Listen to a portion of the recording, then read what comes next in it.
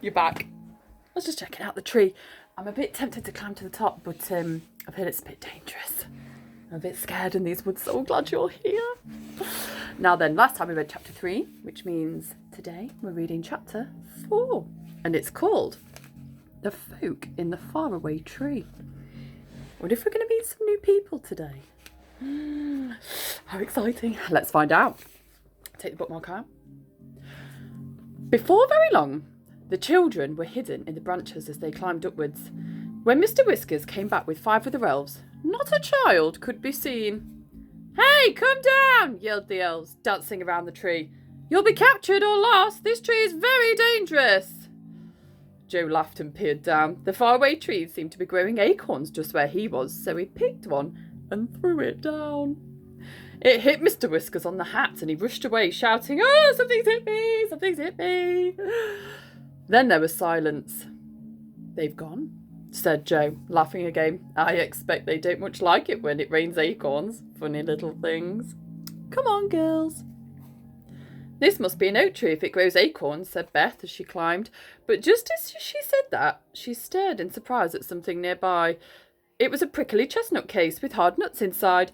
"Good gracious," she said, "it's growing horse chestnuts here. What a very peculiar tree." "Well, let's hope it grows some apples and pears higher up," said Franny. "I'm a bit hungry." Soon they were quite high up. When Joe parted the leaves and tried to see out of the tree, he was amazed to find that he was far higher than the tallest tree in the wood. He and the girls looked down on top of all the other trees, which looked like a broad green carpet below. Joe was higher up than the girls. Suddenly he gave a shout. "I say, girls, come up here, by me, quickly. I found something else." Beth and Franny climbed quickly up. "Why, it's a window in the tree," said Beth. In astonishment, they all peered inside. And suddenly the window was flung open and an angry little face looked out with a nightcap on. "Rude creatures," shouted the angry little man who looked like a pixie. "Everybody that climbs the tree peeps in at me. It doesn't matter what I'm doing, there's always someone peeping." The children were too astonished to do anything but stare.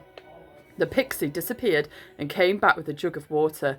He flung it at Beth and it soaked her. "Ah!" She gave a scream. "Perhaps you won't peep into other people's houses next time," said the pixie with a grin, and he slammed his window shut and drew the curtain. "Well," said Beth, trying to wipe herself dry with a handkerchief, "what a rude little man." "We'd better not look into any windows as we pass," said Joe, "but I was so surprised to see a window in the tree." Beth soon got dry and they climbed up again and soon had another surprise. They came to a broad branch that led to a little yellow door, set neatly in the big trunk of the faraway tree. It had a little door knocker and a brightly polished bell. The children stared at the door. "I wonder who lives there," said Franny. "Shall we knock and see?" said Joe. "Well, I don't want water all over me again," said Beth. "We'll ring the bell and then we'll hide behind this branch," said Joe. "If anyone thinks he's going to throw water at us, he won't find us." So Joe rang the bell and then they all hid carefully behind the big branch. A voice came from inside the door. "I'm washing my hair. If that's the butcher, please leave a pound of sausages." The children stared at one another and laughed. It was odd to hear of a butcher's coming up the faraway tree. The voice shouted again. "If it's the old man, I don't want anything. If it's the red dragon, he must call again next week." "Good gracious," said Beth, looking rather frightened. "The red dragon? I don't like the sound of that." At that moment, the yellow door opened and a small fairy looked out. She stared at the peeping children. Her hair was all fluffed out around her shoulders, drying, and she was rubbing it with a towel. "Did you ring my bell?" she asked. "What do you want?" "We just wanted to see who lived in the funny little tree house," said Joe, peering in at the dark room inside the tree. The fairy smiled. She had a very sweet face. "Come in for a moment," she said. "My name is Silky because of my silky hair." "Where are you off to?" "We're climbing the faraway tree to see what's at the top," said Joe. "Be careful you don't find something horrid," she said, giving them each a chair in her little dark room. "Sometimes there are delightful lands up there, and sometimes there are strange lands up there.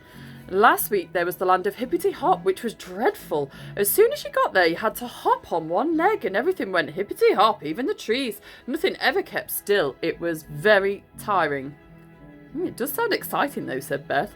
Where's our food, Joe? Let's let Silky have some. Silky was pleased. She sat there brushing her beautiful golden hair and ate sandwiches with them. She brought out a tin of pop cakes, which were lovely. As soon as you bit into them, they went pop.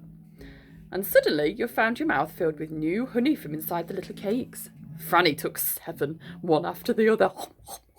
She was rather greedy. Beth stopped her. You'll go, Pop, if you eat any more, she said. Do a lot of people live in this tree? Asked Joe.